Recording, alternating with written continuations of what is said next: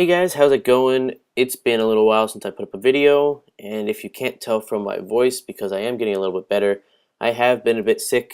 I know I shouldn't be making excuses, but I don't really want to put out content if my voice isn't going to sound as good as it could, um, like it, like of course it does in all my normal narrations. But today I have an NU match against a guy whose name I don't know how to pronounce. I don't know how to pronounce random usernames.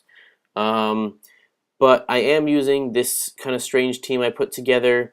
It has a choice banded Braviary, a specially defensive Vileplume, physically defensive Wartortle, a Calm Mind Eviolite Duosion with I think Psyshock and HP Fighting. A mixed defense slash I think mostly physical defense for the Wheezing. I think he has Will-O-Wisp and a couple of attacking moves. And then I have an offensive Camerupt. I believe this is my Rock Polish one with Fire Blast, Earth Power, and I think I swapped HP Grass for Stone Edge. Don't really remember why, but I had reasons at the time. I had reasons. That's not important. Looking at the opponent's team, got to keep an eye on the Gorebyss, make sure it doesn't set up. Regigigas, if it gets behind a sub, it could be a problem. And other than that, I shouldn't really have too much of a problem with his team. So let's just get right into the battle. Alright, so I'm going to lead off with my Braviary as he leads off with his Gorebyss. I'm going to go straight up for the Brave Bird. First turn, choice banded, get off some really nice damage on the Gorebyss. Thinking he's going to set up, which will be a huge pain to deal with later.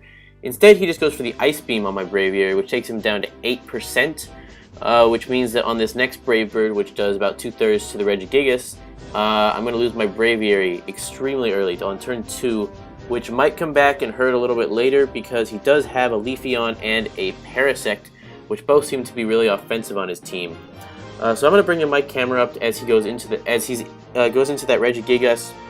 I thought about going for the Fire Blast, but instead I go for the Earth Power, which doesn't end up taking him out. I decided to go for another Earth Power because it's a safe play on taking him out. I was really close to clicking Fire Blast, predicting Parasect, but I didn't, and hindsight is 20/20, so what can you do? I decide that the Parasect is either going to sub down or Spore, and that's why I go into the Wartortle, because I can use it as sleep fodder. I then decide to go out into Camerupt to see what he's going to do. He ends up just going for the Leech Seed rather than subbing down or setting up, which tells me that he's a little bit more of a defensive build. I then switch out into Vileplume because I don't want him setting up Leech Seed on me and just constantly gaining health. But he switches into his Wartortle on the same turn. But now he switches out into his Leafeon, which I just put to sleep. Leafeon's kind of a bad death fodder, just because I have ways of dealing with it through Vileplume, through Wheezing, and Camerupt doesn't do bad either. Here he brings in his Parasect, which is really nice because I can just take him out with 2 Sludge Bombs and I don't have to worry about him for later. Now he brings in his Mr. Mime, and there's so many different Mr. Mime sets out there. I see so many gimmicky ones on people's YouTube channels, but this one's just setting up dual screens, which serves as really nice setup fodder for my Duosion. I think I'm going to go for 2 Calm Minds here, yes, as he brings in his Regigigas, which still has the slow start on him. He manages to be faster than me even with slow start, and then I get the Parahex, which is just burning turns for his slow start, but he is still safe behind screens, and he just switches out into the Gorebyss. I guess either predicting me to set up more or something, because his Gorebyss was a really offensive poke on his team, and he just kind of sacked it right there. I guess maybe he thought he could take it better. I'm not really sure. Here I am going to get a little bit greedy with the Duosion, and I think I'm going to set up again, which is, what, 4 Calm Minds I want to say. And I do know that Leafeons tend to carry the X-Scissor as well as the Leaf Blade. This is in the back of my mind, but for some reason I didn't think he'd carry it or something, or he was a Wish Passer. It just didn't seem like the Leafeon was going to be very offensive, especially since it's carrying leftovers. But he is at +2 attack, so I want to switch right into that Wheezing because unless he's carrying Return or something, the Leafeon isn't really a threat to Weezing at all, and my Weezing can just Will-O-Wisp it, cripple it, and then take him out with a Flamethrower / Sludge Bomb.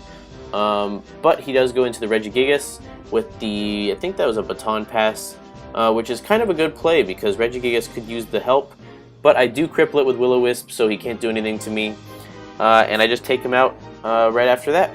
So he does bring in the Wartortle at this point and goes for the Fake Out and then Scald. Scald is doing a lot of damage, and I think I have a bit of special defense investment in this Weezing, which is kind of concerning because it means his Wartortle is a little bit more powerful than I had expected originally. But it's such a weird set that I'm not really fearing a whole lot coming from it. I think I can just Pain Split off a lot of the damage. With crippling with Will-O-Wisp, and then I am running Flamethrower and Thunderbolt for coverage reasons. So I'm just going to bring in my Wartortle now, which is asleep, but it can take that Scald pretty well. That was a crit Scald too. And now I guess I'll just look to burn a couple of sleep turns if I can. Here I'm getting really scared because the Leafeon starts to set up, and I know the Leafeon can be a real pain once it starts to set up, and I'm pretty much banking on waking up and going straight for the Yawn, which I carry on this Wartortle, as opposed to, I think, the Roar or Dragon Tail or something else that it gets for phasing. Yawn works extremely well alongside that. So, he Baton Passes out into Mr. Mime, and I was surprised because I thought that Yawn actually worked through Baton Pass, so I could, like when you Baton Pass, it passes the Yawn as well, because that works with some things. But apparently that's not the case, so the Mr. Mime does not get to go to sleep. I did not expect the Psychic to take me out, because I do have a bit of investment in there, and generally Mr. Mimes don't carry a lot of special attack investment, but I guess Stab Psychic does the trick. Here he's going to go back into his Leafeon. He's still safely behind. I think that's a Reflect at this point. The light screen just wore off. But I'm going to try and do a little bit of work with my Vileplume here. Because Vileplume, it has a really bad move pool, but it can still put things to sleep. It still has decent special attack and special defense. I guess it's like a poor man's Venusaur? Meh. Poor man's Victory Bell? I don't know. Maybe I'm being a little bit too generous to Vileplume, but here I'm just going to try and get off some damage on the Mr. Mime while it's asleep. Heal back up with Giga Drain, kind of prepare myself for the Leafeon. If the Mr. Mime wakes up, which he does on this turn, he'll probably just start going for Psychics. He is going to set up the light screen, but actually, I remember this. I predicted him to wake up, so I go for the Sleep Powder on that turn. He does wake up, I think, the turn after this. Yeah, he wakes up right here, and I was really close to predicting it again just by sheer luck. But instead, I just go for the Sludge Bomb because you can't really get lucky with all your predictions, you know? So, I'm going to switch out right here into my Wartortle to take another Psychic, which I do take really well. And oh, actually, I think this Wartortle is the one with split defenses between physical and special, which is why I'm able to go into it, take a couple of Psychics nicely, and take out the Mr. Mime with a Scald. So now, I have the Wartortle, and I have a Camerupt, and I have a Vileplume. And at this point, the Leafeon can't do anything about the toxic damage that's starting to rack up on him. And he's getting a little bit desperate, trying to go for Swords Dances. But my Wartortle has Haze, which is perfect in this situation. Normally, I only run Haze on my Weezing, even in UU. But in this situation, it really works out on this Wartortle because it's not allowing the Leafeon to set up no matter what he tries to do.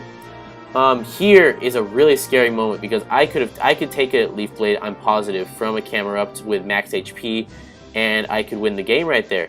But instead he crits me, and now I'm just down to Vileplume, and here's the Leafeon. But the X-Scissor is not able to take me out because he's probably not running max attack on that Leafeon because he has Swords Dance to kind of help him out in the damage numbers and damage rolls and all that good stuff. So I'm able to just go for the Sludge Bomb and take out the Leafeon to win the game.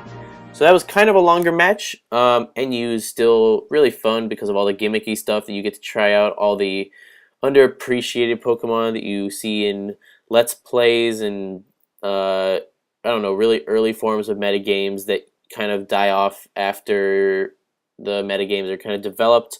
Like I've definitely seen Gorebyss in UU, in OU, and I think Shell Smash Baton Pass is banned in NU. Don't quote me on that, but yep. Thank you guys for watching, and I'll see you next time.